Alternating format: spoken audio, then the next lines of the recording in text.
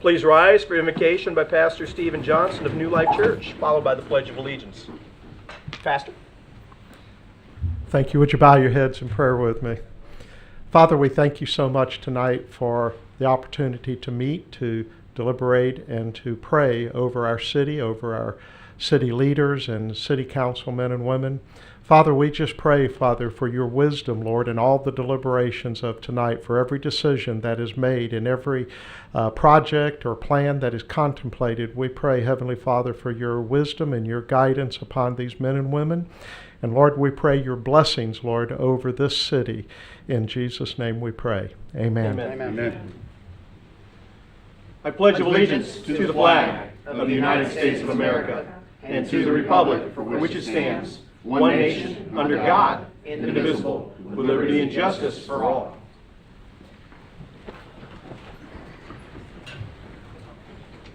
Thank you. Will the clerk call the roll? Councilman Grubbs. Present. Councilman Bastian. Here. Councilman Spillner. Here. Vice Mayor Foley. Here. Mayor Burnett. Here.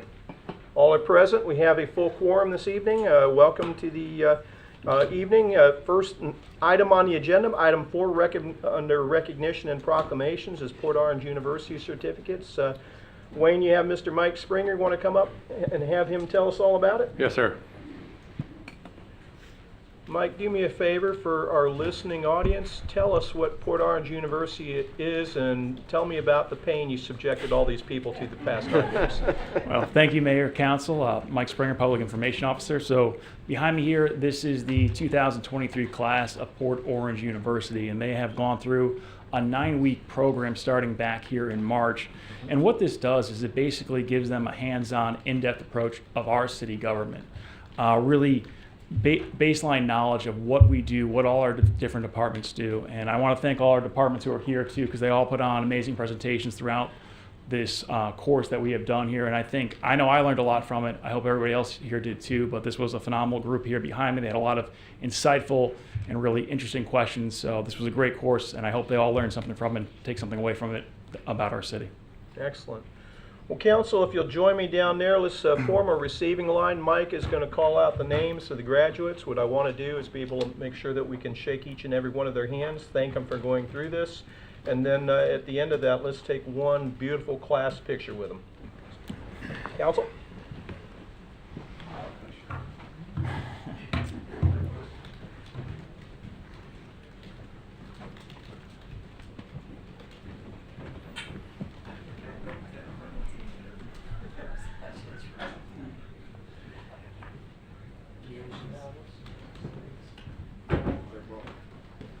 Right? Reed slacking? Come on. So we'll do these in alphabetical order. So we'll start with Randall Brett.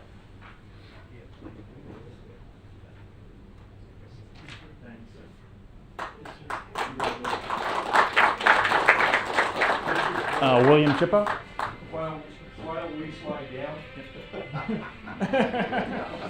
Hey, it's graduation season. Marie Dennis.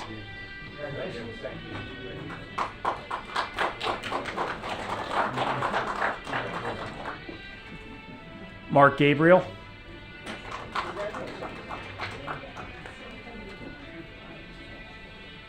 Mark, one more to hang on the wall, man. Adam Godfrey.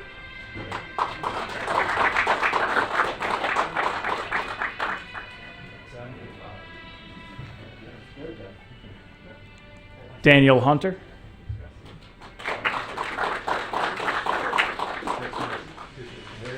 My shirt's in the laundry. Pat Jameson.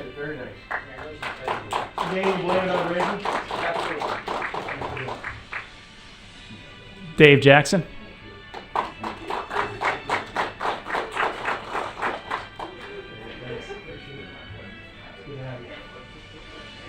Carol Kolsky.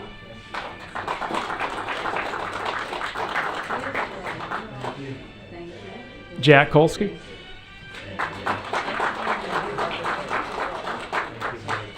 Well, you guys related somehow?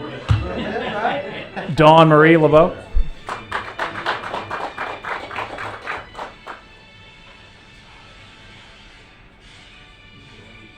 Susan Sophia McGovern.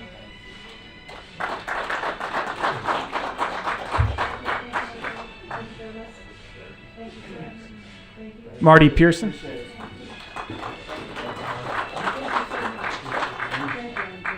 Lisa Rush.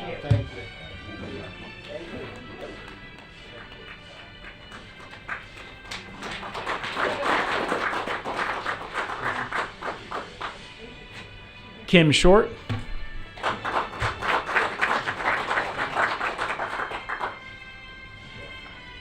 Scott Steger.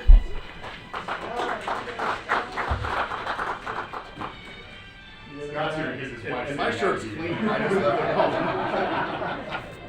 And Ronald C. Thompson, Jr.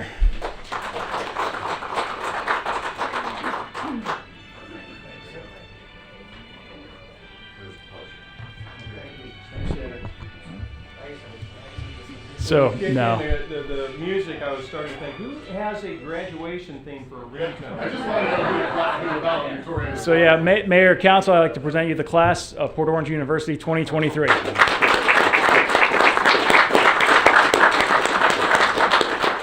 Thank you all. Mike, how do you want this family photo to go off here? It's a big group, so let's see if we can do a panorama shot maybe. Bring them all down. Come on in. Where are we going back here? Let's go up. It's better if you're up. Have you guys up and they're up front? Would it be better if you guys are up and they're up front? If you guys, I'll tell you, we can have some of the graduates stand behind the dais. yeah, let's do that. Yeah, You guys are one of them. yeah. If you want, it's up to you if you want to. Women, we jumped on that so well. Like those shoes, by the Can you just pull the chairs out of the way?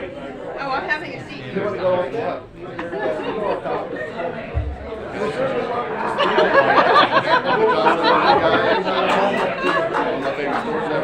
Nobody else wanted to join us up here? Come on! Yes, I know, but yeah, it was a good story. Come on! This is how this works? Well worth it. Oh, we gotta do I'll skate it in so you kind of see the I don't know if I'd sit, but I maybe kind of get down where they are. well, thank you for not blocking out Mr. Mayor. Vice Mayor Foley.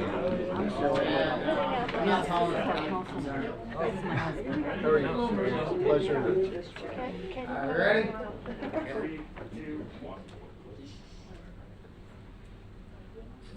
You Get it? All right, we're taking the rest of the night off. Oh, yeah, you got this. Denied. I just want to make sure everything I had up there is still up there when it's No souvenirs. Reed will do it. Yeah, Diet Coke to go?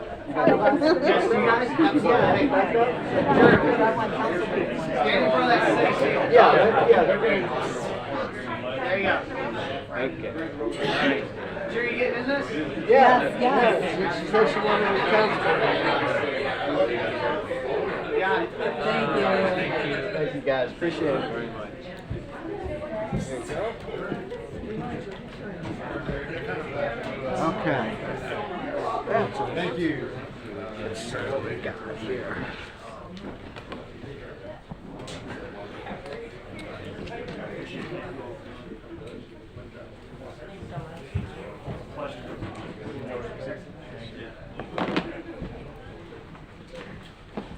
Next, we have item 5, Professional Municipal Clerks Week proclamation. And I can tell it's a proclamation to celebrate our clerks because there's more whereases on this proclamation than any I've read all year long, but here we go. Whereas the Office of Professional Municipal Clerk, a time-honored and vital part of local government, exists throughout the world, and whereas the Office of Professional Municipal Clerk is the oldest among public servants, and don't look that old. Whereas the Office of Professional Municipal Clerk provides a professional link between the citizens and local government bodies and agencies of governments on other levels. And whereas the professional municipal clerks have pledged to be ever mindful in their neutrality, impartiality, and rendering of equal service to all.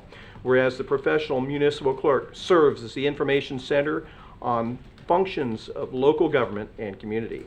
And whereas the professional municipal clerks continually strive to improve the administration of the affairs of the office of professional municipal clerk through the participation in education programs, seminars, workshops, and the annual meetings of their state, provincial, county, and international professional organizations. And whereas it is appropriate that we recognize the accomplishments of the office of professional municipal clerk. So therefore, I, Donald Oburnett, Mayor of the City of Port Orange, hereby do proclaim the week of April 30th through May 6th as Professional Municipal Clerks Week, and further extend the appreciation to our professional municipal clerk, Robin Fenwick, and all her staff, and the professional municipal clerks for the vital services they perform and their exemplary dedication to the communities they represent. And with my signature and the seal of the city, it is so declared on this day and in this place. Robin, you got to stand up now. I'm not just going to cast you aside.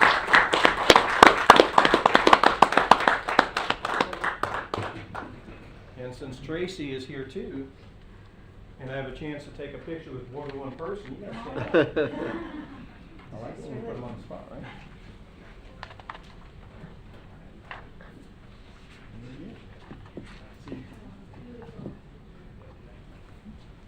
Congratulations.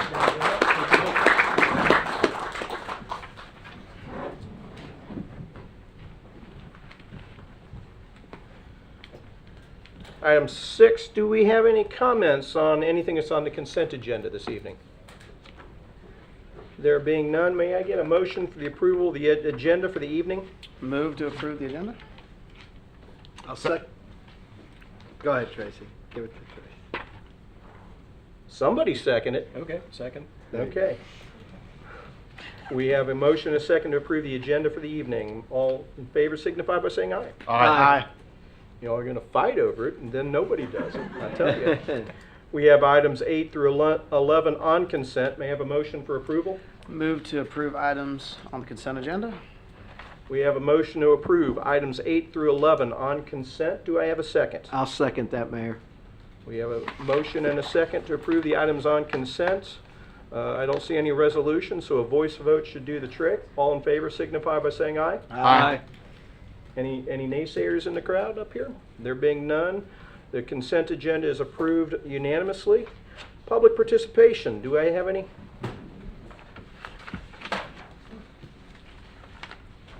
All right. Robert Reinhagen.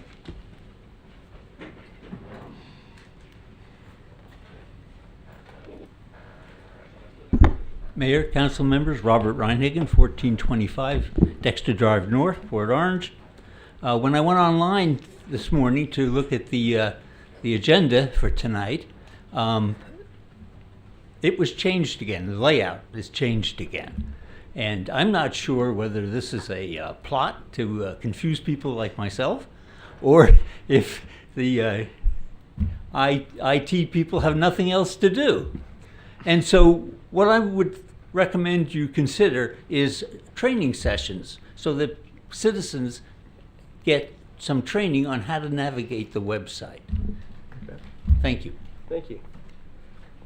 I think we all experienced that when we moved the drop down ourselves. So, any other? There being none, comments, concerns from council members. Let's start with Tracy today. Robert, being the new guy on the block up here, I have to agree with you on the website stuff. It's some comments that I've had with Mr. Clark a few times as far as how to get information disseminated out to the general public. It's a challenging thing. As IT people, I have a few on staff, and sometimes they think that's easier to change things because it's best for them, and it becomes problematic for everybody else. So it'll be something that we'll discuss later. I know you don't like us doing a lot of interrupting in the middle, but the Civic Clerk is what updated, not the city's website. So it's a software package that we buy, and when it updated, that's what made the change. So it's part of that. When you own it and they update it, you get updated. So That's what happens. Okay. So saying that, it's still classes needs to be done. Maybe something seminar wise for citywide for people to come and step through the website. I'm not going to say I'm tech savvy by any stretch of the imagination. I think as We'll have City Reed staff has do figured the that out. YouTube video tutorial. Hey, Yep. maybe that it needs to be an additional class for Port Orange University. Anything else? that's all. All right, Reed. Well, speaking of Port Orange University, it's great to have all those graduates in here. I love when residents want to be more informed, when they want to be more involved, and I know that, last year we heard from a few of them.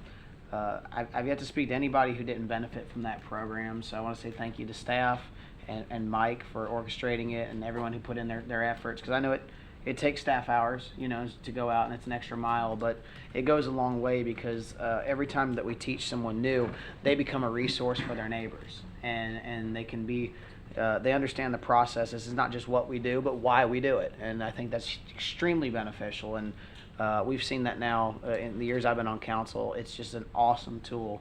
So congratulations to everyone who graduated, and thank you to everyone who put that on. Also, I want to talk about the rec opening. So I missed the grand opening Well, you did. on Boy, Saturday. did you ever. But I was able to take a private tour this afternoon, and oh my goodness, what an amazing Yeah. building that is. You have to go. If you're watching this at home or if you're here and you haven't been, you have to go tour that building. Everything they put in, the way that they did it around the old gymnasium floors, the detail that there's the playground for the kids, that everyone can still use the skate park. I mean, the detail, the esports room, there is just so much cool stuff and activities literally for all ages. Art House, I got to tour theirs, although it's still coming along. They're not quite there yet. It is such an awesome thing for the community to have available. And I'm so proud of everyone who's worked on that, all the Parks and Rec staff and everyone on staff who's involved and touched it. I mean, it's just really cool, and I'm sure you guys will talk about the actual ceremony. I'm sorry I missed it. I was coming back from Miami, so. But I want to make sure I touched on it because I did get to see it this afternoon. I just think it's great for our community. And then one other small thing that ironically just reared its head again tonight. I talked to Wayne and Robin about the agenda approval that we do. That is not required in local rules as you read through them. And as I understand the history, it was put in by another council member due to some things that were occurring at that time. I want to propose that at some point we take that part out and just move straight to like comments on consent and then approving what is on consent, because we have a section for residents to speak to what is ever on consent. And then we have our public participation.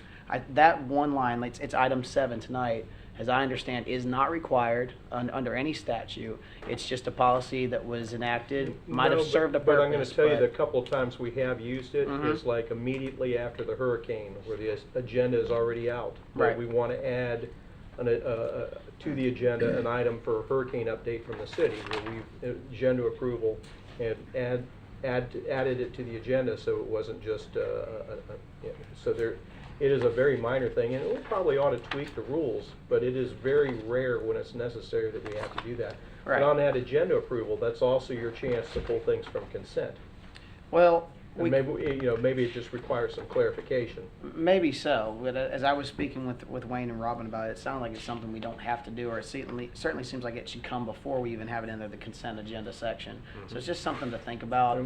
But we've gotten tripped up on that little thing, and it's so silly and it's Yeah. unnecessary. Well, maybe if we So, just reorder it, Maybe. so that is the first thing that we do, approve the agenda for the evening, maybe. and then go to the remainder of the consent agenda. Small efficiency, but I've noticed it more this year than ever, and I feel like we ought to make a And small tweak. And it seems like reordering it might solve some of those issues. Probably so. And if it doesn't, we'll tweak it again. We'll keep working at it. So that's it for me, though. Good one. Scott, what you got? Well, I definitely got to make some comments about the grand opening of the rec facility. What an amazing facility that has turned out to be, and I just want to say thank you again to the entire city staff and everybody that was involved in that project, whether it was the initial planning or the oversight or just the informal and formal input to get it to where it is. Probably the largest ribbon cutting and dedication ceremony that I've been a part of since I've been on council in terms of the turnout.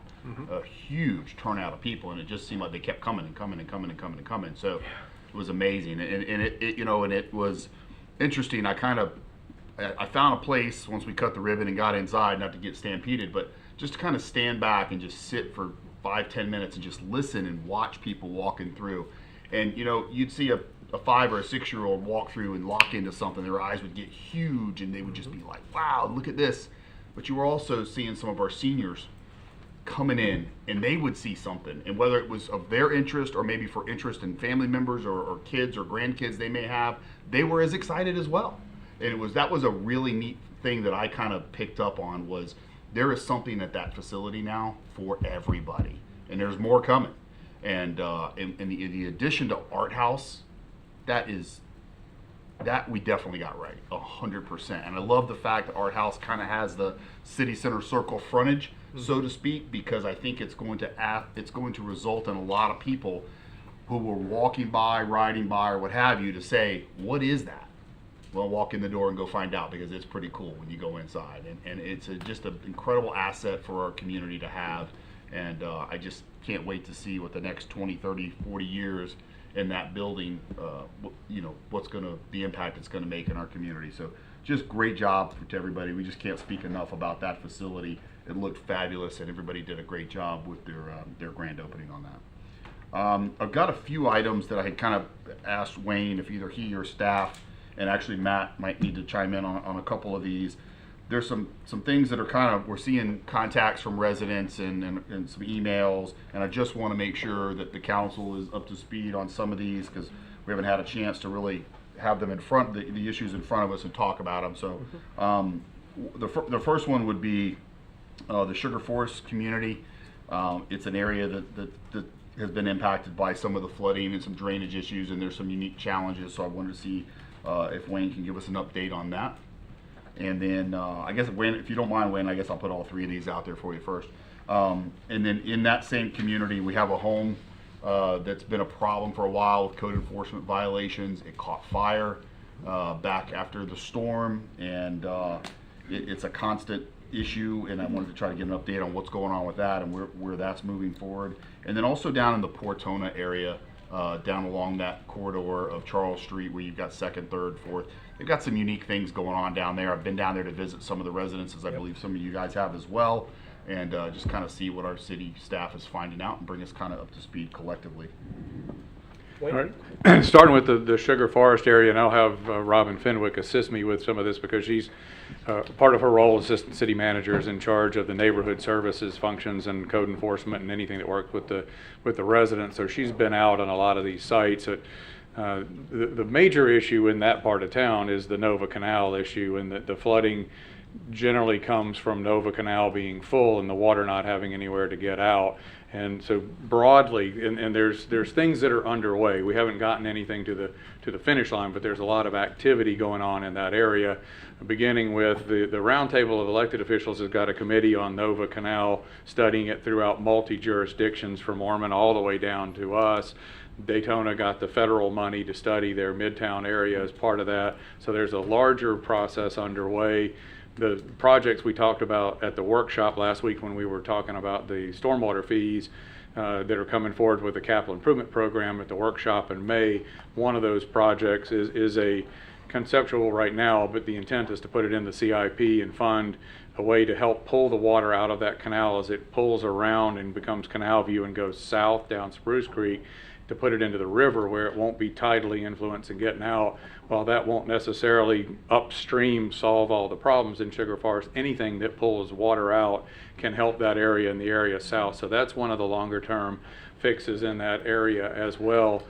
As part of the work in the area, we've had conversations with people. We've uncovered there's a couple ditches in that area that belong to the HOA that has been defunct for a number of years, so the ditches have not been maintained. So we're working on solutions as to how that may end up being something that gets resolved. At this point, it's not city land. We have no ownership, no rights.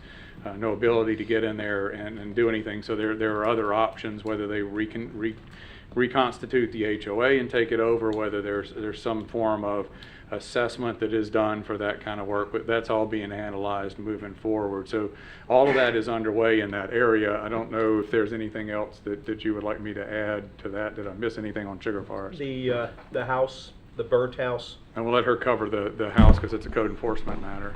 Yep. Before you get to that one, Robin, I do want, if you want to add to that, but before you go on to that one, I have a couple comments real quick. So go ahead.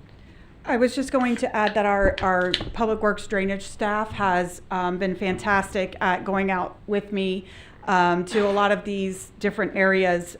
Sugar Forest isn't alone in their drainage questions and concerns.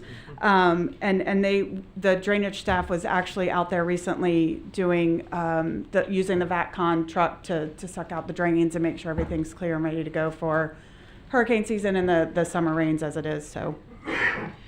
And I will say, and I wanted to mention too, this is example is probably the bad word, but this is a downside when communities are designed. When I say communities, I don't know what specific neighborhoods are designed with the idea of having a homeowners association that will stay functioning and help to upkeep the common areas and also to help monitor each individual residential property to upkeep those things. And this is a situation where that HOA I think has been gone for several decades now, Yes. I believe. And I've been in the Really community. It kind of looked around, and you can see the result. It's negatively impacted the immediate area, and it creates a ton of legal challenges for us. And one of the residents even kind of alluded to, you know, as some of those common areas have now just become common to be part of your property, folks have kind of extended their landscaping and different things into some of these areas, and that may also be leading to an impact, you know, of some of those issues that have had in there. And you know, you've got to go in and you've got to maintain these ditches and swales and small ponds and all this stuff, and every single bit of that adds to you know, the ability to retain and move stormwater effectively, and not only impact that neighborhood but the surrounding neighborhoods as well. So I have told several residents in there that our staff is looking at everything we can. There will be some things we cannot do. There may be some things we can do, and if nothing else, offer some pathways, whether that's encouraging them to try to reactivate their HOA, to try to get on top of some of these things or what have you. So I completely appreciate everything that you and your staff are doing to try to be able to uncover some answers, because there's a lot of folks in there that are still, they're very fearful, they're very afraid. It just takes a simple 10-minute afternoon storm and their mind goes right back to September, October last year. Yeah. And we know that's not what's going to happen in the typical day-to-day storms, but I can appreciate their level of anxiety and fear of that. So appreciate everybody, you know, the And staff. that comes because this is not the first time that neighborhood's been hit. Yeah, well, in my time with the city, Long-time residents, yeah, I've seen it residences multiple there have times. seen a number of instances. so. And to Wayne, to your comment too, you know, that's something that, you know, everything we can do with all of the regional projects my concern is that as things to the north of us develop and they have the ability to move water faster out of their cities, it's got to come towards us. It's got to go towards Ponce Inlet, and we're in that pathway, and that makes me feel very nervous and have some anxiety for our residents because we saw what happened many years ago when South Daytona all of a sudden had the ability to move a lot of water a lot quicker through that canal system. We were like, where's all this water coming from? Well, it's coming from these huge pump systems that are now at Reed Canal and Nova Road, which is great for South Daytona, but now, you know, again, it just compounds onto us. And so I appreciate everything that you and staff are doing to try to stay on top of it and keep us as informed as possible with that. And I think our next step for specifically Sugar Forest and the HOA issue is to meet with that neighborhood residents to try to just do a neighborhood meeting with them and kind of explain some of these things that we have run into, because I've had code enforcement going through the different owners through Sunbiz to try to find out who might have some information on the HOA, and we've just hit roadblock after roadblock. So Okay. most of them aren't even alive anymore. They've been defunct for so long. So, but that's going to take some legal help as well, because I've never done a special assessment. Most people don't. Mhm. So, we'll talk through all that stuff and give them options. Okay. Yeah. And as far as the Sugar House quadruplex, we do have a special magistrate hearing scheduled for that. And just for a little background there, that is a property that caught fire. It's a 4-unit attached property structure. So 4 different owners, 4 different insurance companies, 4 different mortgage companies that we've had to try to contact and deal with. And so it has been a lengthy process as far as the code process goes, which is kind of a lengthy process anyway. But when you're talking about 4 different owners, 4 different mortgage companies and more that we, through just title work and searching who the owners are or interested parties might be, there's several.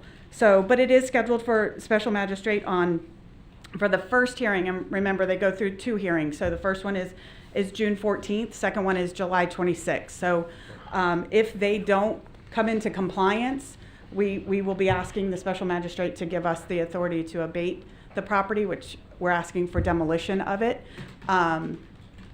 Is that what compliance is at this point? Is they need to demolish the property, take it down? There's a couple different things that they have to do. Actually, by the end of this week, they have to have the trash, debris, junk, and outside items removed from the property, and then a permit for demolition of the structure by next week, and the permit actually paid and all that by June 7th. So yeah, it's uninhabitable. Okay. It's been deemed uninhabitable and condemned by our building official. So yeah, it's going to come down, hopefully one way or another, but it's going to come back to you guys if they don't do it for So authority to do that. Our building because officials basically said, no more, you can't occupy it.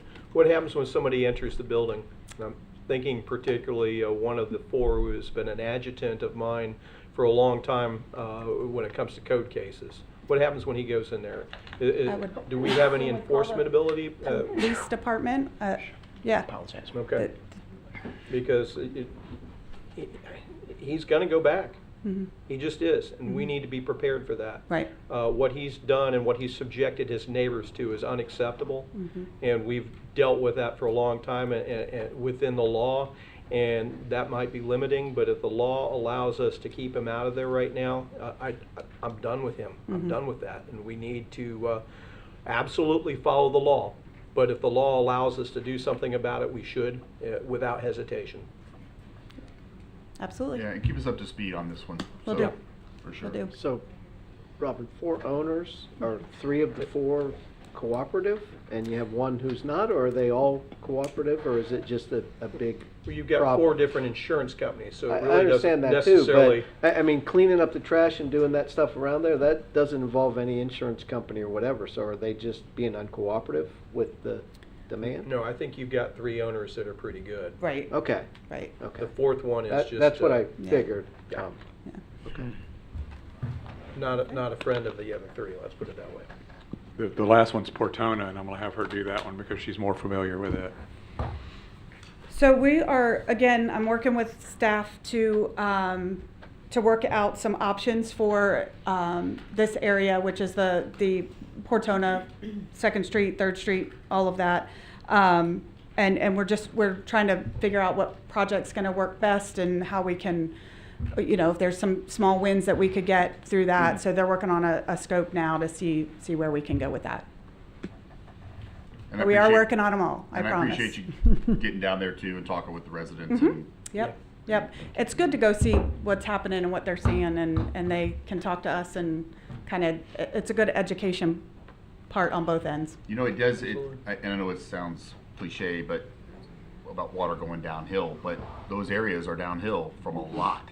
Yeah. You know, and when we have these storms, I've been there. One of the ones, I can't remember if it was the September or the October storm, I went down there 'cause I wanted to see for myself while it was raining. And man, you just see the water just, at some point when banks overflow, when ponds overflow, when the canal system overflows, it is now all about topography. And it is gonna go to those lowest areas, and there's no stopping that at all. There's no pumping it anywhere or whatever. But in storms like we saw last year, we've talked about it already. We all know that there's no amount of money to stop that kind of rain. It's just never going to happen. But the other types of scenarios are what we want to do our best and try to be least impactful where we can. And every part of the drainage and stormwater network in the city matters. Some are huge, some are small little swales and ditches, but they all matter. We So might not be able to fix everything, but we need to work on the things we can do, without yeah, a doubt. for sure. Yep. For sure. And I Thank think you, you've Robert. all said it too. It's important, I think, to emphasize based on listening to the conversation that the response is more people familiar with the large capital projects where you go out there and you do a lot of construction. Those typically take longer and cost more money. That's not the only thing that's being done throughout. There's smaller solutions. Part of what Robin was talking about is looking at things we can do in the short and interim with the existing budget. And then as we talked about last week, there's nonstop ongoing maintenance constantly out there, whether it's the street sweepers or the vacuum truck or any of the guys in Public Works that are out there doing maintenance work. So there's still stuff going on. I don't want anybody to think that nobody does anything until there's a large capital project. There's steps along the way from regular maintenance to small scale projects until we can get to the big ones as well. Very good point. Yes. Robin, so in regards to the Nova Canal, I know some of the stuff we're working on, the other things are longer term and we have to do that, but could we maybe reach out to the state and see about them maintaining it? Like we're doing with the clean up, there's still dead debris from the storm. There's a lot of brown. You see very little water. It's all overgrown, trees down in it, trees growing sideways across. And I don't know if dredging is the right word, but something needs to be done there because, like I said, the path of the water is clearly obstructed by the vegetation. And there's an overgrowth of live vegetation, and there's still dead vegetation in that canal from Holly Hill. As far as that canal goes, there are places where That it's a came mess. up in the last roundtable meeting, and the county was going to try to use their bigger voice. And I think all of us together, and the mayor and I will be at another roundtable. I think it's next Monday when we have another one. So we can have him bring that up. But we were trying to use the loud voices of everybody together to talk about that because it's multiple jurisdictions that are impacted by that maintenance. Yeah, because I mean the canal, the design isn't going to change, but if it were maintained better, or at least cleaned up, it might help a little bit with some of that until we can do the longer term stuff with these neighborhoods and everybody else. Okay. That's all I got. Scott, you good?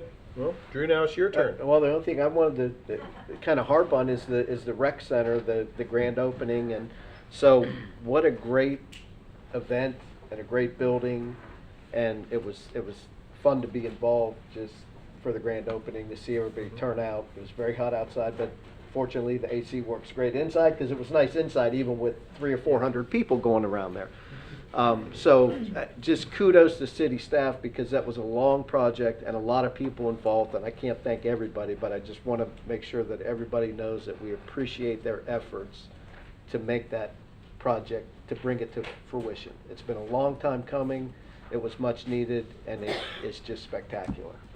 You think about all the people that went into that, putting something into that, Yeah. certainly our own staff, our own investment, yeah. the Echo Board, Yep. the county council Everybody. approving the Echo grant, the Daytona Beach Racing and Rec Board, the beautiful indoor playground. The list just goes on and on and on and on. And to see that, what I saw when people were coming in, they just kept coming and kept coming and kept coming. Yeah. And Friday morning, I previewed it. Susan Lavallo, our Parks and Rec director, helped me preview the building. I even went down the two-story slide, no doubt about it. Just had to check it out. I knew you would, man.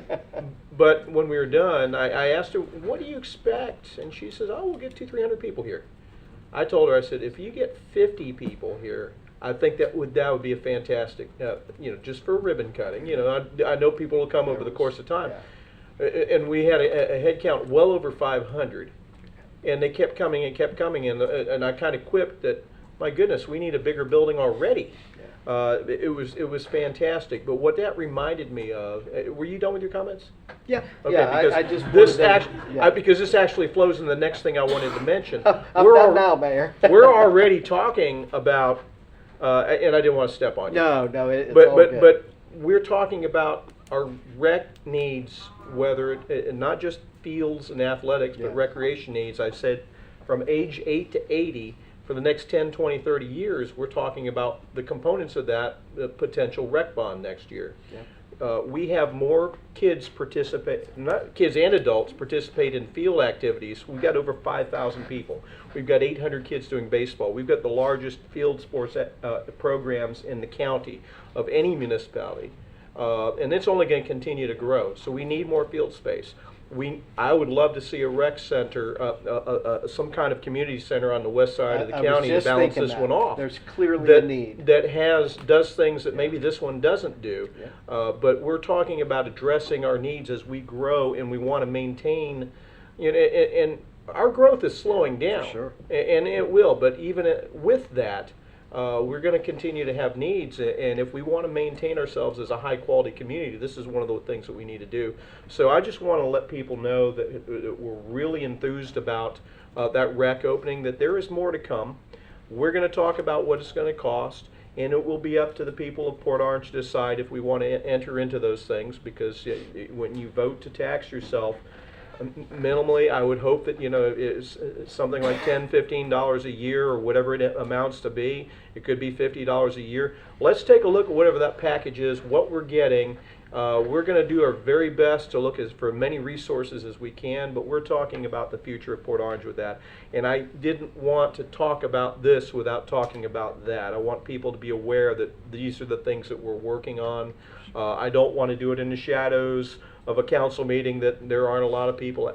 Let's continue to talk about it. Let people know that this is their city. We're going to have workshops where people can come and say what they want out of those things. We're going to be listening, and then we're going to put that package together, and hopefully it'll be something that will speak to our future. With that, Wayne, I also have to give you and staff some thank yous. Last Tuesday, I suffered a personal loss, and as my mother's passing, and you guys have been absolutely terrific to me, and it was hard being here Tuesday night for the workshop in some ways. In other ways, it was a refresher, because it was a very intense 4.5 weeks from her diagnosis with cancer to the end. And it was a very big mix of relief for me to see her leave, but be out of pain and be comfortable. And at the end of it, the one thing I want to take out of that and tell people is, when your doctor says you should have regular screenings from time to time, don't put it off. I'm not sure how long she lived with it before we actually knew, but 4.5 weeks, it was very tough to see her go through that. And if people can prevent it by getting regular screenings, you know, guys, girls, whatever your doctors say you should do, do it. An ounce of prevention, you know, the old saying, it was is better than a pound of cure. I saw it, and it hurts. And if any good can come out of that, I'm going to tell you, get your screenings, do the things your doctors tell you to do, listen to your professionals, because it's what's best for you. The quality of life that you have for yourself is one thing, but the quality of life that you can provide for others by making your own life better. I'm no good to anybody else if I'm unhealthy and I have to worry about my own problems. I want to be there for my family. I want to be there for my community. So listen to your professionals. And so first of all, Wayne, thank you. I appreciate everything that you guys did for me and doing that. And there are a lot of people that have reached out to me. I want to thank all of them. I appreciate that. But more importantly, the message I'm sending is when your doctors say do these things, please. It doesn't have to be in many cases. We don't have a cure for cancer yet in this country. Not all of them, but many of them are so infinitely more treatable than they've ever been before. Let's travel that road together for all our loved ones. So, sorry to bring the room down for a moment, but I thought it very important to say that we can all take something out of this, and I'm grateful. Thank you. With that, let's get back on track. Item 13, Environmental Advisory Board report. It's a Christine Cunningham sighting. Yes, hello, good evening, Vice Mayor, Council. To the point of the web, I took a chance coming here this evening. When I opened up the agenda, I have no idea what document was on there, and it did not indicate to me that I was supposed to be here this evening, but since it said Environmental Advisory Board, I was coming right down. But that is an issue, because I have no idea what that means. We'll figure it out. Yeah, wow. Okay. Well, I'm glad you're here. Tell us what's going on. Well, so we had a wonderful presentation from Tim on the Riverwalk development, and any part of that we can be a referral tool for. We'd appreciate any time that we can be used, or use whatever resources we have to help with that, to bring it to a state where we use native plants and prevent flooding, and just make it such a special place that people want to go to, and it's the best of Port Orange. Our garden spot update down at Riverwalk. I had gone down to Lindley's, researched the native plants. We're moving along to present it to the Parks and Recreation for the area we want to open up for a meditation area. So we're moving along quickly on that. Our tree giveaway that we had, that was absolutely phenomenal. We gave away 125 trees on that Saturday for the event at the City Walk. It was just, people were so excited. The greatest takeaway were the people walking up and thanking us for doing it, and how appreciative they were of giving away trees. Every city has a tree giveaway now. This has become a really big deal. The county has a tree giveaway, and we became part of that, and just the appreciation was enough for all the hard work that everybody did, the staff, city staff, and bringing the trees to us, and the people walking by, and we had to kind of negotiate how we were going to get the cars up there for people that needed to load them up. It was a well-coordinated effort, and everybody worked really hard to make sure all our residents were happy with what they got. So thank you for your support and all of that, and being at the end of that circle was a big help too. We do have 2 openings on the board. Okay. So, hoping somebody listening, all of us speak to people to put in their application to be on the board, and anybody can recommend. And if you'd like to speak to me, I am so easy to find and reach. I'm more You than should have happy. told that to every one of them people that picked up a tree. Well, we did. Oh, Yeah, good, John and I good. were out there telling everybody about, getting on the board.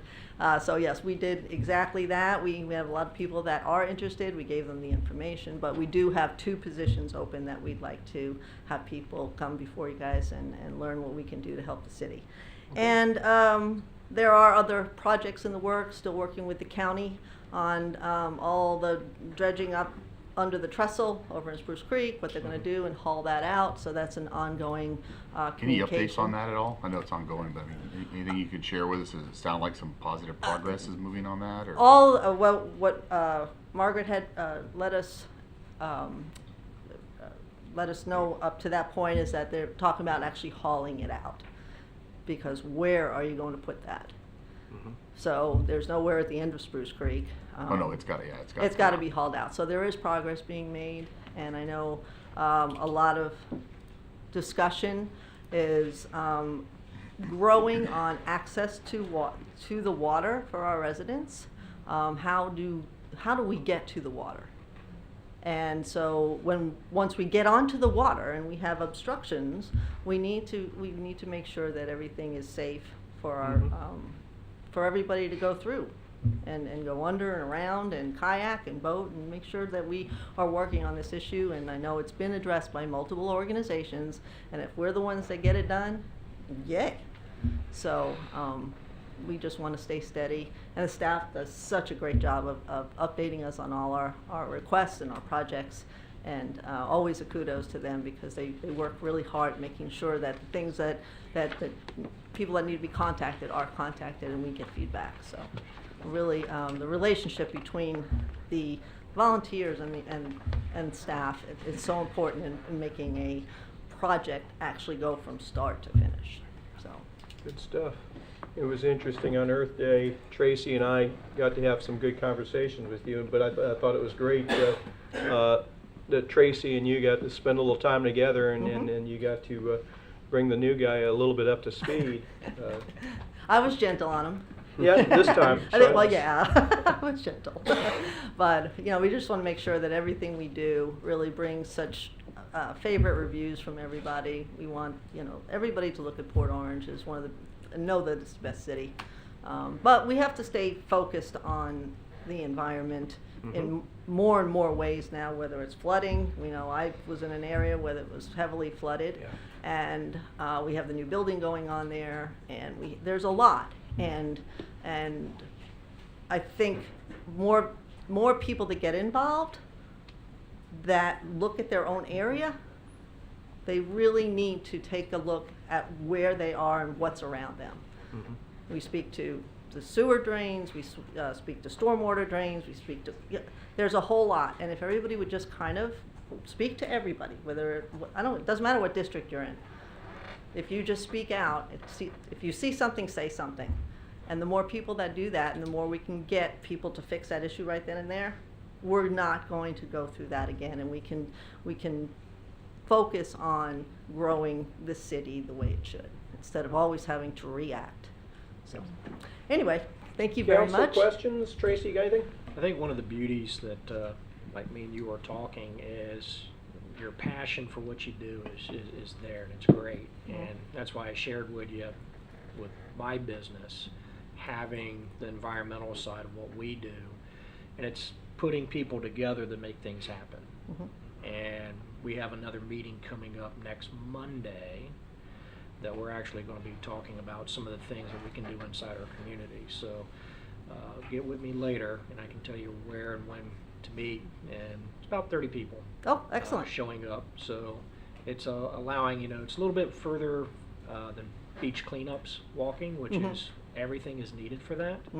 Our teams is underwater, so they do the opposite side of what people don't see. And we're talking about flow and water restrictions and things of that nature. It's a little bit of everything.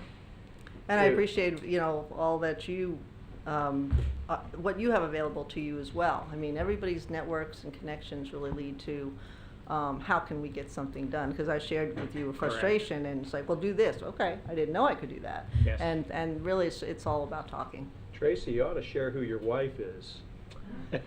I think if she's watching, she'll kill me later. So Suzanne Grubbs sat on the environmental advisory board for the city for about 12 years. I served with her for a couple of them. Yep. Yeah, she state environmental health officer. So when it comes to my household, the environmental cleanup, and as my kids call Mom, the recycle Nazi, but they're totally bad in all ways. But we have, when business-wise, we have it down. If you can think of a business having one trash bag a week going out, that's where we are as far as sustainability, and that's 100% my wife coming in, training my staff, and making sure of what recycle really means. So there's a lot of initiatives that can be taken. Household trash is about one bag every 2 weeks. I'm there with you, so am I. Yeah, So, it can be done. it You just can have be to done. challenge yourself for it, or have my wife beat me to make sure I do it. But I compost, so a lot of not having Yes. trash is not having smelly trash. Correct. So, Reed, you got anything? No, just I appreciate your positivity, and also I want to say thank you to you. I saw you and John out there, and I'm sure other members of the board, but we have such great members who are serving on our boards that are underneath of us, who give us great advice and great feedback. And then, when you guys go that extra mile and you're willing to go stand out there, it's the end of March. It was very warm that Yes, day. it was. 85 degrees, and y'all stand out there, 6-8 hours to give away trees because it's something you're passionate about, and you've got this positive attitude about it as of late that's been outstanding. I can't say enough about you and John. I'm sure, like I said, I'm sure other members, you just happen to be the two I saw Yeah, as right, I passed by. right. Yeah. But make sure they all, know that I'm very thankful for them willing to just go that extra mile. That means a lot to me. Yeah, and that passion on the board is a must because It's real. and we want to get things done. We don't want to be a passive board, and not that I know of one, but if I don't want to be that, and we want to get, we want to make sure that what we say we're going to do, we do. Scott, you got any questions? No, just thank you for what you do. Drew, anything? Same, thank you. Okay, Thank you very much. Thank you, I appreciate you. Thank you, Christine. The public hearing portion of our meeting is now open. Item 14 is first reading of ordinance number 2023-03. Ordinance number 2023-03 is an ordinance of the City of Port Orange, Volusia County, Florida, approving the Fourth Amendment to Riverwood PUD Plan Unit Development Agreement, providing for the repeal of conflicting ordinances, providing for severability, and providing for an effective date. Move to approve. Second? We have a motion to approve ordinance number 2023 and a proper second. The item is open and on the floor for discussion. Wayne, who do we have presenting? Penelope Cruz, Planning. So the item before you is the Fourth Amendment to the Riverwood MDA. It's being requested by the applicants based on a code enforcement case regarding the construction of an elevated structure without a building permit. After code enforcement cited the property owners, an after-the-fact building permit was submitted to community development, and during that review process, it was identified that some of the portion of the structure was within a buffer. The Riverwood MDA basically states that all lots that back to the Spruce Creek are required to have a 50-foot buffer along the rear property line, and no vegetation can be removed, and only that elevated walkways are allowed to be built within this buffer. So according to the updated survey that was provided by the applicant during this review process and aerial photography and pictures from the field, staff was able to determine the following. The overall footprint of the structure is 252 square feet. The overall area of the structure that's located within the buffer is roughly 89 square feet, or 35% of that structure, leaving 65% of the structure outside of the buffer.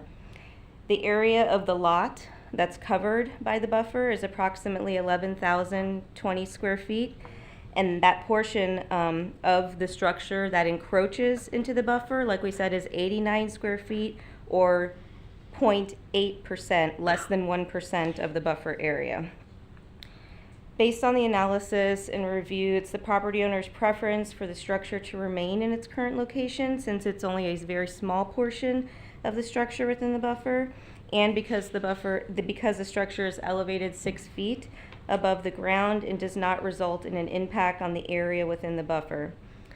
In addition, the applicant has stated that the structure is generally built consistent with an elevated walkway with posts and wood deck boards with space for stormwater to run off. It's elevated above the ground similar to walkways, and these walkways are allowed in the MDA in the buffer. So because of that, they've requested this amendment and to be able to maintain the structure in its current location. The applicant also has stated that the structure does not create any adverse environmental impacts, as it was built in a portion of the rear yard that has historically been manicured, and there was no vegetation removed or damaged in the buffer as part of the construction of this structure. As part of the application, the applicant did provide staff with photos from when they purchased the property back in 2017 from the Zillow website that demonstrated that, and that's in the staff report and also here on the screen here on the top right, that demonstrated that prior to their purchase of the property, that whole area back there was a manicured area, no different than any other portion of their property, which is why they weren't even aware that it was a buffer area. There's no easement on the survey for them to know. So, based on that, staff is recommending approval of the proposed amendment based on the fact that the portion of the structure located in the buffer is less than 1% of the overall buffer area, and because the structure is elevated similar to a walkway, which is allowed in the MDA. Staff is here to answer any questions you may have. The applicant is also here as well as their representative. Why don't we hear from the applicant and their representative before we get into questions, so that we make sure that we've got everything out on the floor. And who are you? Good evening, everyone. Jessica Gale with Cobb Cole Law Firm, 149 South Ridgewood Avenue, Daytona Beach, Florida. I'm here on behalf of the property owners, the Halperns, who are here with me right behind me. And they can come up and answer specific questions. But if it's okay, I'll just go through a few quick points first. Please do. So I was reached out to after the property owner met with the city in discussion of the after-the-fact permit and the code enforcement. Through that meeting, it was determined that if they wanted the treehouse to remain, I call it a treehouse, elevated structure, whatever we want to call it here, if it wanted to remain on the site, we'd have to amend the MDA. So our law firm was asked to go through the MDA amendment process. I think it's pretty unique. In most jurisdictions, you apply for a variance when you have a situation like this. It's a different set of criteria. Port Orange makes sure that we review each one and go through, planning commission, city commission to really get that in-depth review. And I think it's helpful, especially in cases like this. So I was reached out to help modify a setback for a treehouse. When you hear a treehouse, I think, I don't know if anyone else does, of the movie Now and Then. It had Christina Ricci, it had Rosie O'Donnell, and it's a coming-of-age comedy and a little bit of a crime thriller. And they've got a beautiful pink and white treehouse in the backyard where they hang out and kind of bond. When I told my husband about it, his thought was the treehouse in the Sandlot. And so I guess that's the girl versus boy movie reference for you. But you can see on the screen the structure itself that we're talking about. It is uniquely placed on Spruce Creek. The issue that we have is in order to remain, it has to be modified to allow a portion of the structure. And the amendment is drafted very specifically for only 90 square feet of an existing structure to be permitted to encroach on this lot under an MDA amendment. Now the 50-foot setback from Spruce Creek, as far as I can tell if you look at the intent there, not the letter of the law, but the spirit. If you look at why that was put in place, obviously to protect natural resources along the creek, to ensure natural vegetation can continue. And I think that's in line with what you see, the allowance for that elevated walkway. Elevated walkways typically allow for natural vegetation to continue to grow, allows for the natural flow of water within a site. And with the construction here, I think we're in kind of the same situation. Penny touched on it really well, and I do want to circle back at the end and just, as always, thank your staff because they do a fantastic job. But this lawn has been manicured since before the current property owners owned it. There is sod underneath it. Waterward of this structure, there is a fence. You can see that in the survey of your packet. So this area has always been contained within that fence kind of sodded area. It is raised on beams, and so it doesn't really interrupt the natural flow of water, and there are no really protected species like mangroves, which we have beyond the fence. So they are requesting the structure remain. It requires an amendment. When I first came in, I, asked the question of how did this come up? How did you get in the situation? The MDA amendment did have one opposing party at the beginning, and I say at the beginning with a caveat, because when city staff put together their staff report, they shared it, and the opposing party responded to Penny and said, "I'd like to withdraw my opposition. I've reviewed it, and it looks like the impact is pretty small. They've gone through and paid for the after-the-fact permits. They've gone through this process," and that party thought that at that time it was appropriate for them to withdraw their opposition, which I would love to see more often as a land use attorney when they read a really well-written staff report. So I want to thank Penny and the planning staff as always. That is the request in a nutshell. We are here to answer any questions. We can have the property owner come up, and happy to answer anything we can do to help. Let's start on this side. Drew, do you have any questions or comments? Yes, I have a few. So, how did we get here? Mm-hmm. Let's hear more of the background and things of this was constructed, done. You can call it a tree house. I'm going to call it a tiny house because it the way it's constructed, a metal roof, it has windows, it has electricity. It's more than a tree house. And a multi-level deck, 2-level deck. So how did we get to this point? Sure, and I will have the property owner come up and talk about in summary, but he can expand. They hired someone to construct this for their children's benefit. Okay. They were informed that it didn't need a permit, so I would like them to discuss on that. The city was notified of it. It went through the code enforcement process. They applied for after-the-fact building permits and found the buffer conflicted with a portion of the structure. The discussion on the permit needed or not, that would be something that I think if you want to come forward and note, we can do that. Yep.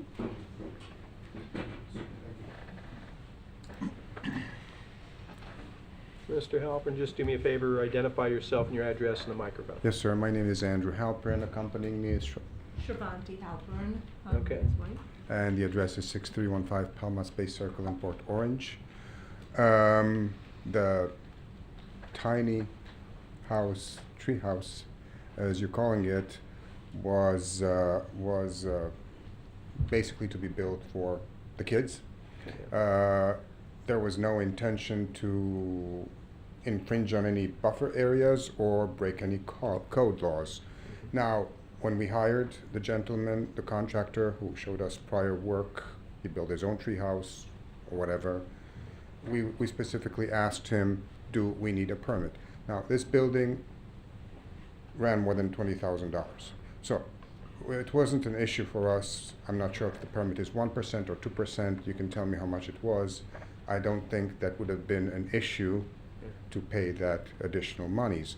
However, the gentleman said that due to the size of the treehouse, that a permit would not be necessary. Again, unfortunately, I trusted him.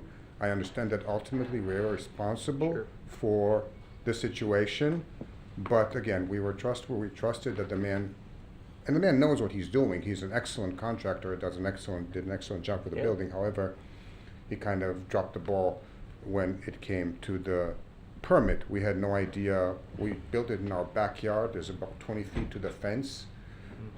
And the idea was just to have a nice place for my children our children to enjoy themselves without creating any kind of environmental hazard or intrude on anybody's environment, so to speak. So that is what happened, and this is where we are now. Okay. Thank you. Well, I want to continue. Keep going, So, Drew. how long was the structure up before this happened? Before code enforcement. So again, the treehouse project was, really my idea at that time, this was 2019, and our children were at the age, we have 3 boys, where I had this thought of building a tree house. At first, it was supposed to be my husband and my oldest, and because we live a busy life, and I finally decided that we will get a contractor, got this gentleman. I went on Pinterest and got some ideas, and it does have a girly touch to it, thanks to me and Pinterest, but including the color and everything, that was all my pick. But it was 2019 when all this contractor, and the contractor was referenced to me by a colleague at my work, and he drew a sketch after the discussion of the permit, which was brief. He said it's just a tree house. I have built one and does not require. And we were going through the design and everything about it, and I put some input of having that second little deck to it, which I call the crow's nest. And he said, well, would you like electricity? I said, what would that? He said, it's just a wire we can pull, and you can have like a light and ceiling fan for the kids can enjoy it throughout the year.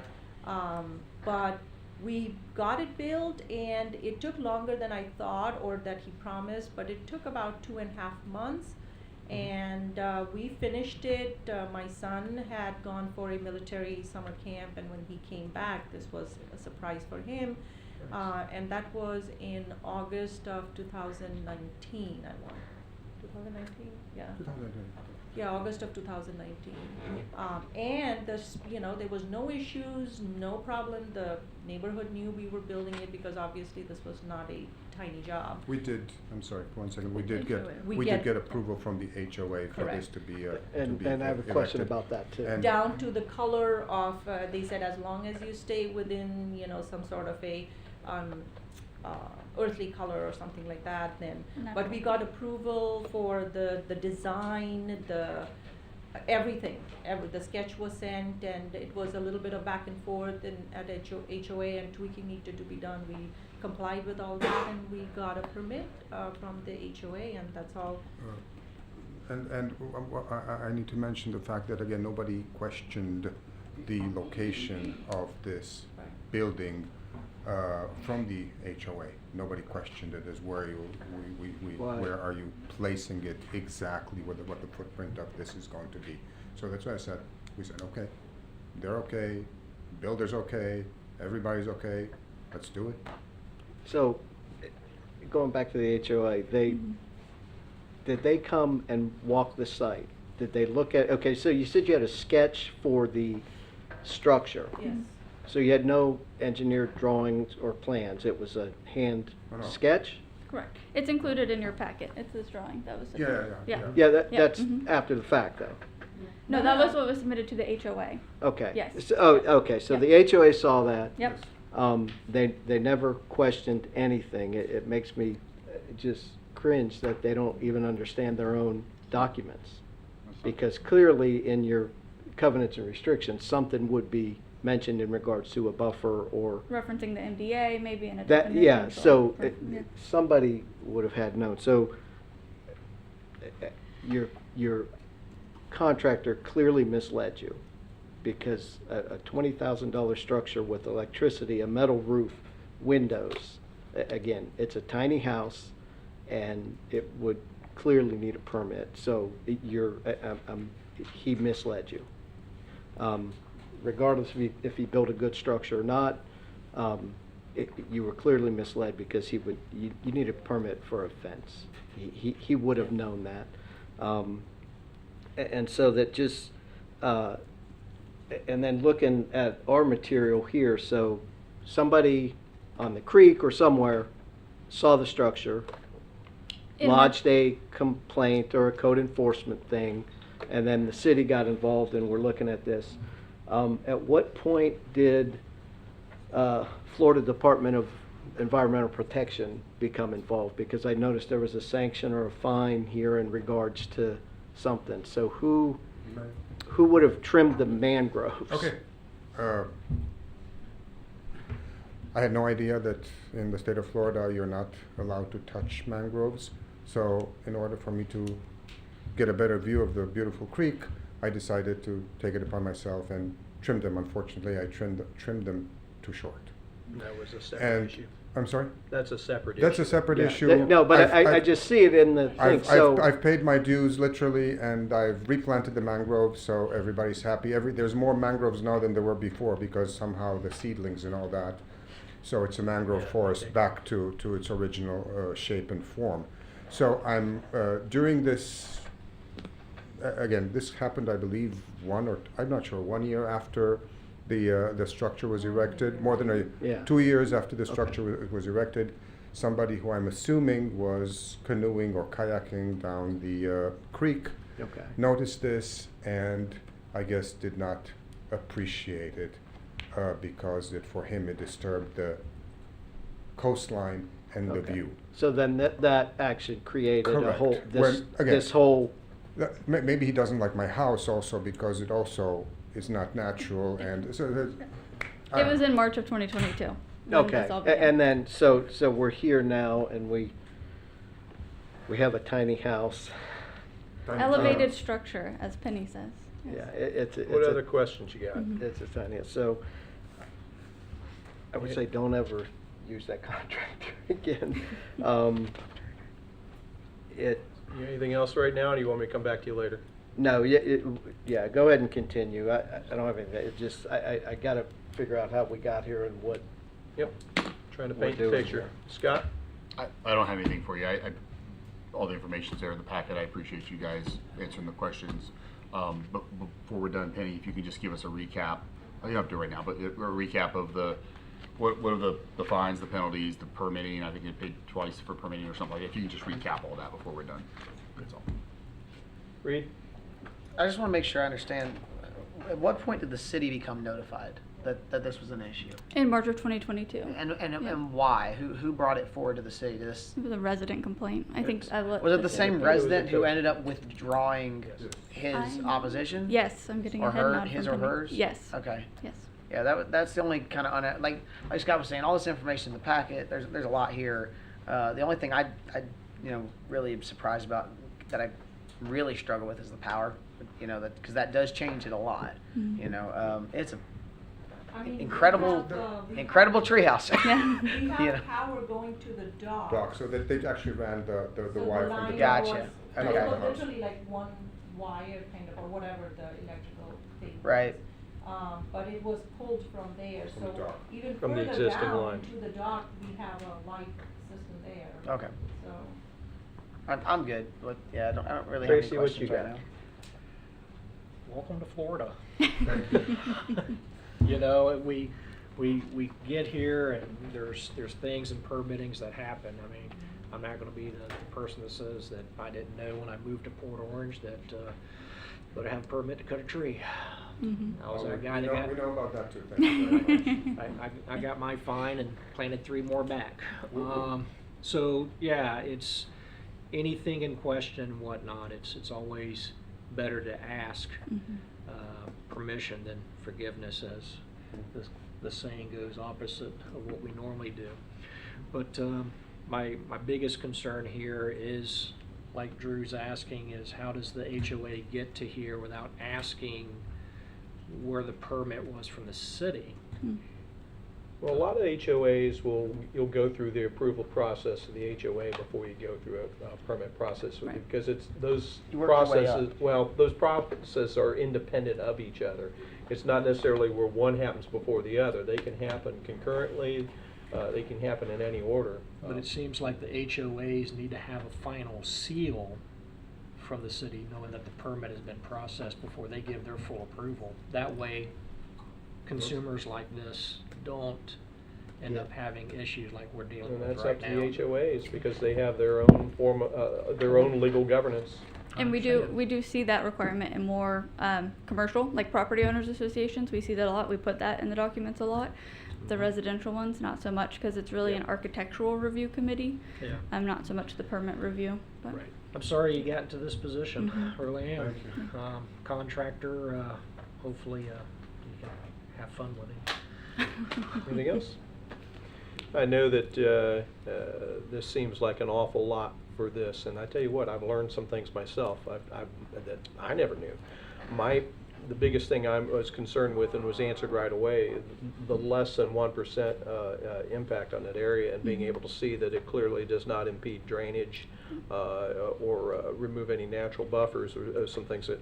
And I also appreciate the fact that you willingly paid for the penalties that were involved, unknowing nonetheless. You may have some discourse with the contractor who built it. They may have, whatever that might be, that between you and them.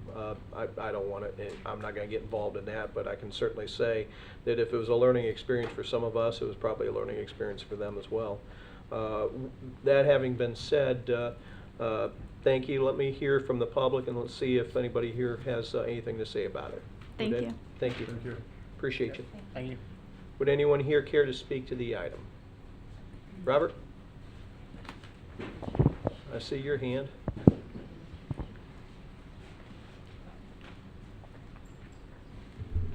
Mayor, council members, Robert Reinhagen, 1425 Dexter Drive North, Port Orange.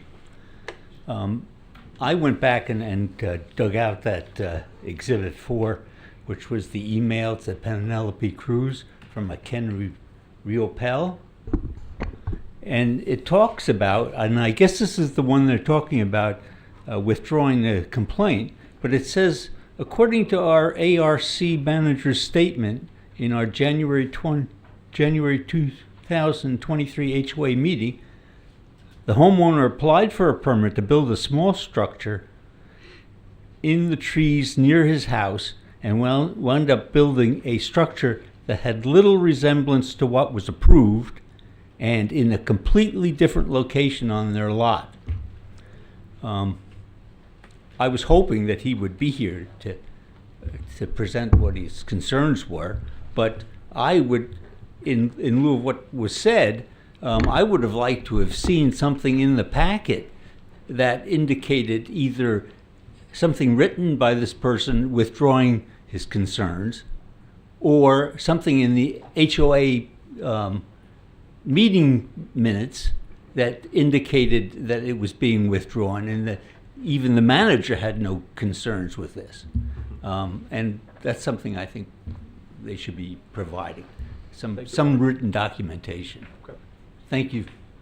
Anyone else here care to speak to the item? Come on up.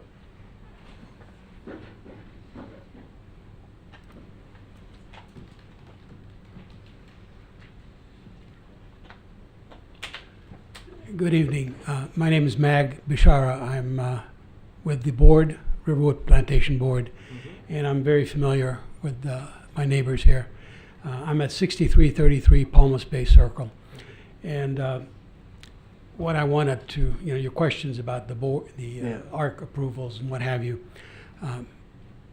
they were provided. They provided us drawings. We looked at it in kind of in the same way that perhaps most of us look at it. Okay, it's a really nice treehouse. And I can tell you that within our document it states that any permits that are required must be asked for. I also have back and forth information with the Halperns when they were doing this, and I asked them, I said, make sure that your contractor looks into it and make sure that they do have a permit, or if it's required. And they came back and they did ask him, and he said no. So at that point, we do not necessarily get involved. I have a separate ARC committee that, we do trust them. They work very, very hard. We've got 360 homeowners, and within the time frame that you see, we've had probably well over 100 requests that these folks go through probably every 3 or 4 months. Wow. So they do go through, they get checked. In this particular instance, I actually went over and looked at the structure and inside. It's not a storage area. We have rules against storage, storage buildings, and so it's a beautiful place. As homeowners, they've taken care of their property. They've always been willing to help out. It's, I feel bad for them because this is probably double their cost. The amount of legal things that they've gone through to actually keep this for their children. Put yourselves in their shoes. They work very, very hard. They're both physicians. They work incredible hours. And the time that they have with their children is precious. We have to honor that. In my book, they didn't do anything other than get, kind of a little bit bamboozled by a builder. But he built a really nice property, and it's not gonna affect water in any way. And when I looked at it, I thought, okay, we don't mess with people's backyards. We're not gonna go in somebody's backyard and say, hey, and there's really nothing in our current documents. As you know, after the first 30 years, you got to renew your documents. So the new documents do not even state any of that information about the lot lines, and they come from the East Coast. They come here and they're happy, and this is what happened. We're happy to But have that. I thank you for letting me talk. Anyone else care to speak to the item? There being none, back to us. Attorney Jones, Matt, please, my comment is this. HOAs are given their governance, ability to govern directly from the state of Florida, not from cities, not from counties per se. But we have so the things that they govern are basically granted by law by the state of Florida, and we don't necessarily have an ability to tell HOAs beyond our ability to regulate. Ours is properly related, not necessarily HOAs. So that's a different set of governance completely. Yes. Yes. Okay, that's all I wanted to hear. I do appreciate hearing the viewpoint and the being able to elaborate on your perspective, and that is helpful to us. But it is important for people to know that when an HOA decides something, whether it be the HOA or the Architectural Review Board or committee, whoever it is, that is a separate governance structure from what the city and planning staffs do. We, and it's also a different perspective. We're taking, they're looking at, most of the time, they're looking at aesthetics, and a lot of times we're looking at structural integrity and things like that. And of course, a little bit of aesthetics too, but it's two separate and very different approaches. With that, back to council. Are there any other further questions or comments? Looking this way, looking that way. For Penny's, the information I asked Penny. I don't want to rebut. I just wanted to give you the offer because it wasn't in the packet. If you wanted me to read the email rescinding the opposition into the record, I can do that. Okay, you did mention it. I don't think we need to. We know it exists. And Penny, the question Scott had earlier? Yes, sir. Penelope Cruz Planning. So there is the MDA amendment was required because the buffer setback is in the master development agreement. If it wasn't in the master development agreement, it would fall under an administrative provision because we have a 10% administrative provision, and it would have been a staff level thing. So because it's in the MDA application fee is $4,500. Plus the cost of the legal ad that's required, which will be billed separately once we get that from the News Journal. There's also the after-the-fact building permit, which the original building permit cost would have been $150, but because it's an after-the-fact, it's double the fee, so $300 for the building permit.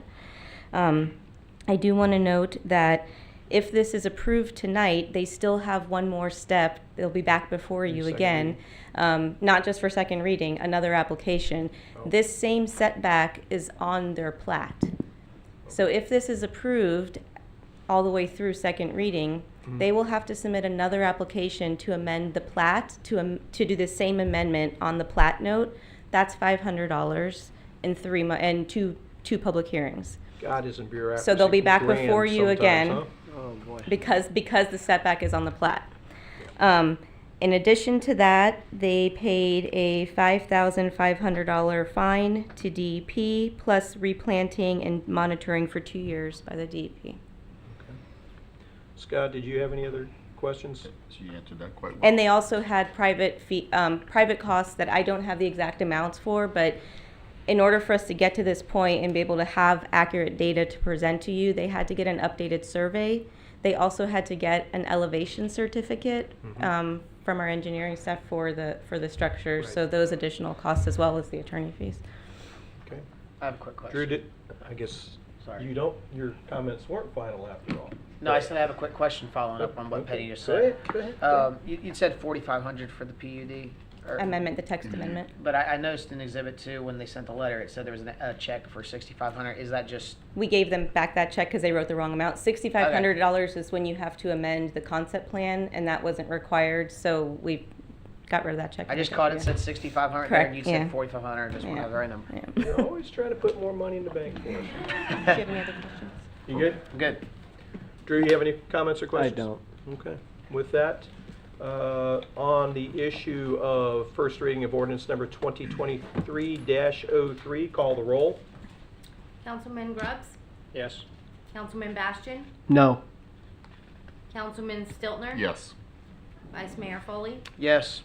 Mayor Burnett. Yes, 4-1. Well, that would be the biggest obstacle you had. Go and enjoy with your family. Thank you. With that, the public hearing portion of the meeting is now closed. Item 15, City Attorney Report. Nothing further. Excellent report. Item 16, City Manager. Mine will be just as excellent, but I do have things to talk about. So. You know, recently we've done some reorganizations, and for a number of years we had a combined Public Works, Public Utilities department.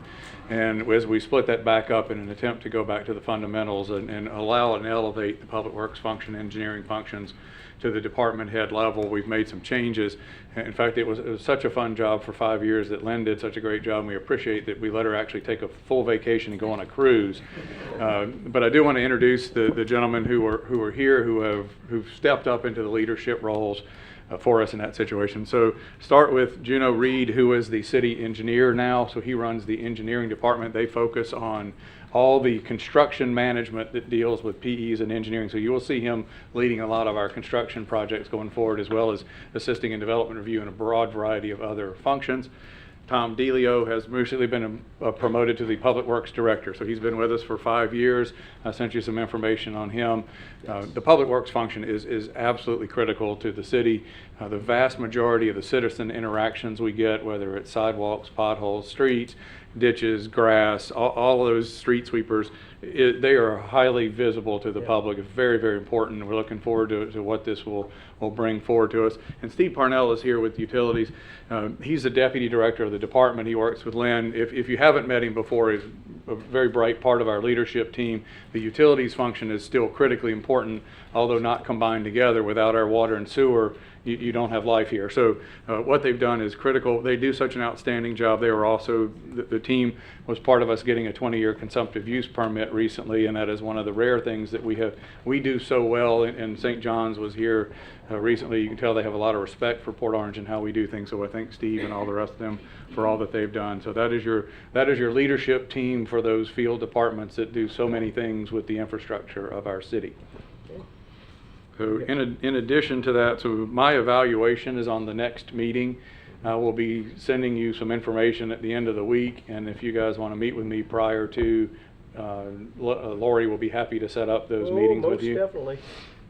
So I'll have her contact all of you to set that up. So Matt gets to wait till June, so apparently we're looking at our contracts on May, he's June. So Okay. I'll be the first one. So And for then- you three guys, what he's saying is don't mess anything up until after his evaluation. Right.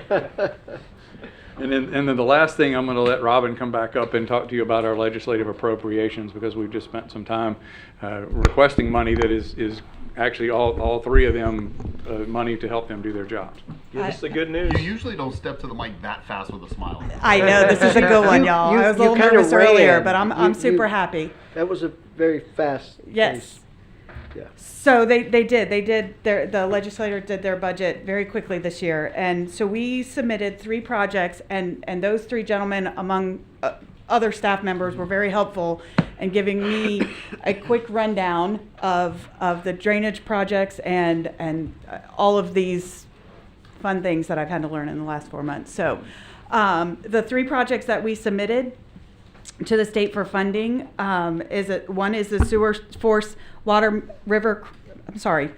River Crossing, which we asked for $2.5 million, and it is included in the budget going to the governor. So as long as he doesn't veto it, we will get $2.5 million for that project. We also requested $350,000 for stormwater system rehabilitation, which is intended to help reduce flooding. So a $350,000 request on that one. That was also included in the budget. And we currently already budget for $350,000 a year. So this is going to double step that it up. amount so that we can get going even more. So the third one is the North Commonwealth US 1 Water Main Improvement Project that we actually requested $2 million on this one, but they only gave us $1 million. So I guess we'll be okay with that. So all 3 projects had some funding included in both of the budgets. So we got a letter from Senator Tom Wright today saying that he's happy to inform us, and as long as the governor blesses it and doesn't veto anything, we'll get that money.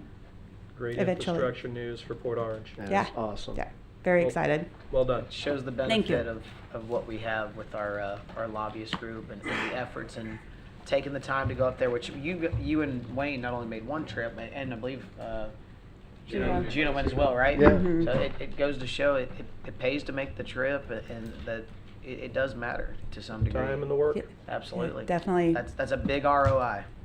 definitely. And we, Yeah, and I don't want to miss an opportunity to say thank you. I was just gonna- to the staff and the team and everybody that it takes. I mean, for those that don't know, there are many times you can go to Tallahassee and you get nothing. That happens a lot, right? And it just does. And then other years you are just really, really fortunate if they like one project or part of one project and you get something. But to go up there with 3 projects and get this far, I mean, we don't have the check's not in the check in the bank yet, but One to step be able to closer. have 3 projects that have been this impactful on the folks up there that are making the decision, for all of them to say, yep, these are all worthy, and you've done your due diligence, the staff and the team, to put these projects where they need to be right now to even be considered, and to have all 3 of them at this level that's a pretty awesome thing. And I'm proud of our entire team, everybody that's involved in that. So Thank you. great job thus far. And I would like to thank, of course, Representative Chase Tremont. That he was pushing big for us, We and know Tom Leak as well. So, and of And course Tom Tom Wright. Wright, Senator Sure. Tom Wright. So yeah, they were really helpful in getting us Yeah. where. And of course Sean Pittman, our lobbyist. I couldn't have done this without him and his guidance on the process. It was Think maybe quite we a can learning get him- experience. Think maybe we can get him down here to thank him in person? Hopefully he'll bring I'm- some checks I'm with sure us. that will. I guarantee it. Yeah. Thank you guys. Thank you. Thank you. Wayne, what else you got? That was it. Council committee reports. Item 17, City Council committee reports. River to Sea, TPO, Vice Mayor Reed Foley. Really quick, they did a presentation last week on doing a social media campaign to reduce bicycle fatalities, because apparently they've been ticking up the last couple of years. Told us a little bit about what they're doing with A1A improvements, which really doesn't affect Port Orange directly, but it's always good to know what's going on in the area. The only thing of concern, or just to be aware of, is there's the discussion in Tallahassee apparently about consolidating some of the MPO and TPOs around the state, and they're looking for ones that they think should belong within, consolidating them to work with each other. It's something that ours is more than acutely aware of, and trying to make sure that we're doing everything we need to do to remain our own entity and not get absorbed, let's say, by Orlando or another TPO. So that's been a conversation point the last couple of months, but it seems like it keeps ticking up a little more each meeting. So just something for you guys to know about. Any other business come before us this evening? If not, ladies and gentlemen, have a good night. Thank you.